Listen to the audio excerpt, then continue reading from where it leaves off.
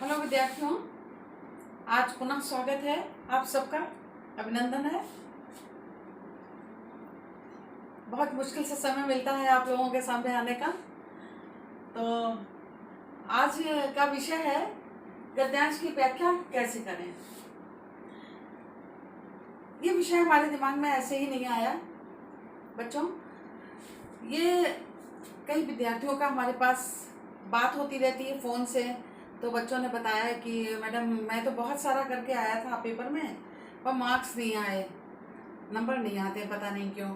तो उसका कारण होता है आपका ढंग से, मतलब तैयार है आपका, लेकिन आपने अगर ढंग से वहाँ पर व्यवस्थित ढंग से नहीं किया कार्य कॉपी में, तो आपको मार्क्स कम मिलेंगे।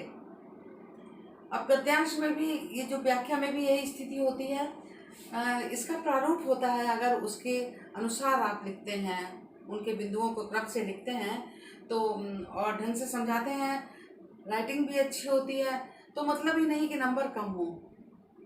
बच्चों के 10 में से 9, 20 में से 18 नंबर आते हैं, 6 में से 5, एक एक उसमें आते हैं, तो मतलब आपके भी नंबर आ सकते हैं जिन विद्यार्थियों को परेशानी है। तो चलिए उसी बात को हम लेके चलते हैं समय बर्बाद के बिना। गद्यांश की व्याख्या कैसे करें, तो हम इसका प्रारूप आज आपको बताएंगे। इसके बाद प्रारूप समझाने के बाद आपको काफ़ी कुछ समझ में आ जाएगा। इसके बाद हम एक आपको उदाहरण का भी देंगे वीडियो, जिससे आपको पूरी तरह से समझ में आएगा। तो चलिए, अगर ये लॉन्ग नहीं हुआ तो इसी में उदाहरण दे देंगे। गद्यांश की व्याख्या कैसे की जाए, तो ये आप बिंदु जो हैं चाहे तो अपनी कॉपी में नोट कर लें, जिससे आपको हमेशा याद हो जाए। ये होता है, अगर नोट आप कर लेते हैं कहीं पे तो आपकी परेशानी हमेशा के लिए सॉल्व हो जाएगी। गद्यांश की व्याख्या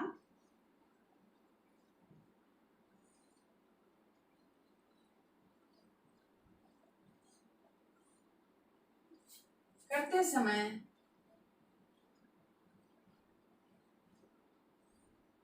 हमें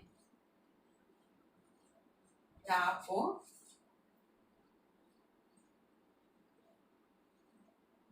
निम्न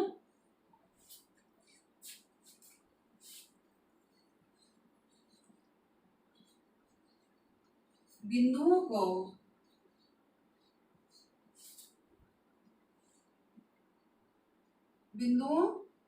तथा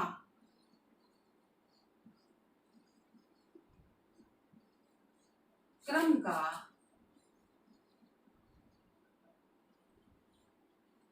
ध्यान रखना, बिंदुओं तथा क्रम का ध्यान रखना चाहिए। बिंदुओं और क्रम का ध्यान रखना चाहिए का मतलब क्या हुआ? माने जो बिंदु हम लिखेंगे, 1 2 3 4 5 बिंदु हमने रखे हैं व्याख्या में, और क्रम माने जो 1 2 3 4 हो गया, वो पहला जो बिंदु है, एक जो है, ऐसा नहीं आप तीसरे नंबर पर रख दे या तीसरा जो है पहले नंबर पर रख दे। जो हम आपको क्रम लिख रहे हैं, इसी क्रम में आपको लिखना है, ध्यान रखना है। तो सबसे पहला जो क्रम है क्या है? पहला बिंदु संकेत।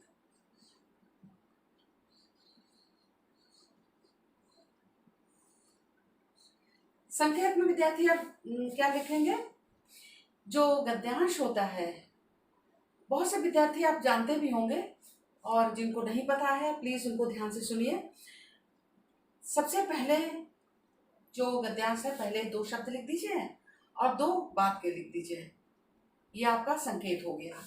दूसरा, यहाँ पर जैसे है ना, यहाँ 2 शब्द लिखे, फिर डैश डैश डैश और 2 शब्द लिख दिए, ठीक है, ये पैराग्राफ आपका हो गया। फिर आपका क्या है दूसरा नंबर? संदर्भ।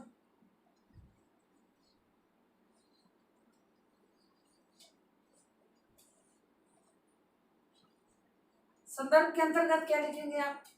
माने कहाँ से लिया गया है, किसके द्वारा लिखा गया है, ये आपका मेन चीज होती है संदर्भ में।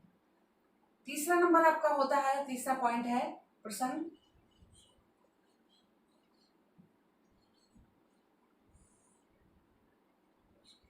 प्रसंग के अंतर्गत माने लेखक ने क्या लिखा है पैराग्राफ में या पाठ में, क्या बताना चाहता है, उसका क्या भाव है, किस प्रसंग पर उसने प्रकाश डाला है, कुछ भी लिख सकते हैं, जो भी आप लिखना चाहते हैं, जो उस समय आपको जरूरत हो। ये प्रसंग हो गया। उसके बाद में चौथा पॉइंट आपका क्या होता है, व्याख्या। अब व्याख्या करते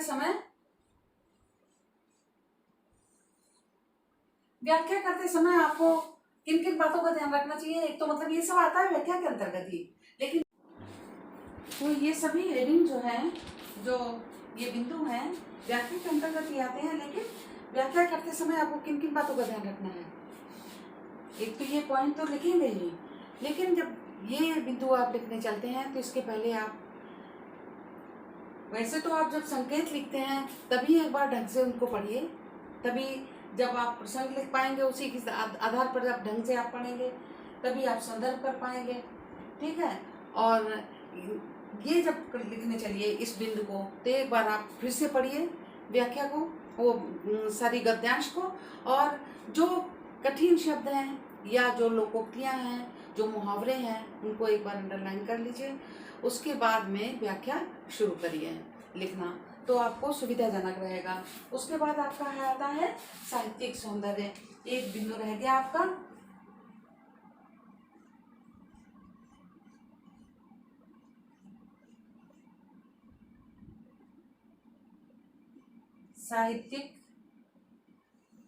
साहित्य सौंदर्य लिख दीजिए, साहित्य सौंदर्य। इसमें क्या लिखेंगे आप, भाषा, शैली। भाषा जैसे लेखक ने मुहावरेदार भाषा का प्रयोग किया गया है, या सरल सुबोध भाषा का प्रयोग किया है, या आप लिख सकते हैं कि इसमें क्लिष्ट भाषा का प्रयोग किया है। एक पॉइंट आप शैली क्या है, इसमें कौन सी शैली का प्रयोग हुआ है। फिर एक बिंदु जो है आपके बिल्कुल क्लियर होना चाहिए कि प्रसंग में जो लिखते हैं, भाव लिखते हैं पैराग्राफ का, वो कि उपर्युक्त गद्यांश में लेखक ने समाज का सुंदर सजीव चित्रण किया है, अगर किया है समाज का, या प्रकृति का किया है तो प्रकृति का सुंदर सजीव चित्रण किया है। जो भी मतलब आपको समय पैराग्राफ में पाठ पे आधारित जो हो, जो आपने प्रसंग में लिखा है, वही एक पॉइंट यहाँ लिख सकते हैं। इस तरह से आपका ये जो है, ये प्रारूप हुआ, ये आपका प्रारूप है, ये आपका समाप्त हुआ। आप इसके बाद उदाहरण इससे संबंधित हम एक आपको लिखेंगे गद्य का, उससे आपको बिल्कुल क्लियर हो जाएगा, कभी ना भूलने वाला। तो विद्यार्थियों, ये आपका प्रारूप रहा, और इसके करने के बाद भी हम उदाहरण, आपको एक वीडियो उदाहरण की डालेंगे, क्योंकि ये तो लॉन्ग हो जाएगी इसमें साथ में करने से, और हम अगली वीडियो जो है अभी प्रयत्न करेंगे आज ही बना दें तो डालेंगे। आप इसके बाद उसको देखिए, और इतना ही आप समझ लेंगे तो इतने प्रारूप समझने के बाद ही आपको बहुत लाभ होगा। तो चलिए, धन्यवाद।